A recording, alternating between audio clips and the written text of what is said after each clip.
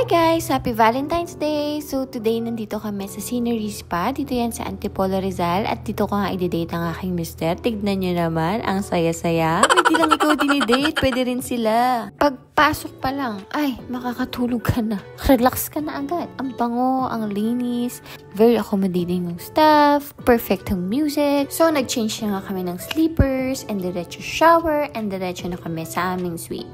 Sabi ko, mag-entrance siya, and ito ang nangyari. Wow! What?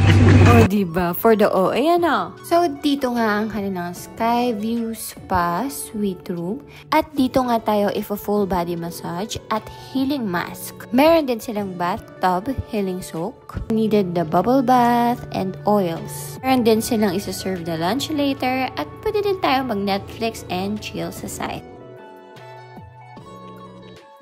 Welcome to Scenery Spa, Antipolo Rizal. Nag-serve sila ng welcome drink. Meron ding wine. Oh, happy ka dyan. Kapag cheers pa nga. At syempre, hindi mawawala ang paborito nating kape. Wow! At napasayaw na nga siya sa sobrang excitement. Mukhang may pinagpa-practicean. Then, nag-ready na kami for the massage. Nagpalit na kami ng bathrobe. Yan, ready na rin si Mister. So, after namin magpa-cute-cute dyan, yan, nakatulog na kami during the massage for an hour. And meron din kasamang facial mask.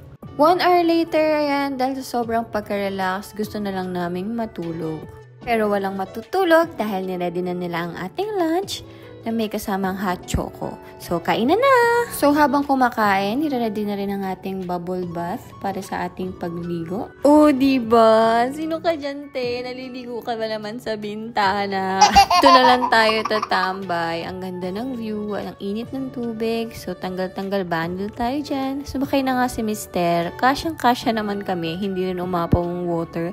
At, ayan, sweet moments na may kasamang chismisan. So after niya, nagbanlaw na rin kami kasi naman may nagayang mag-TikTok dyan.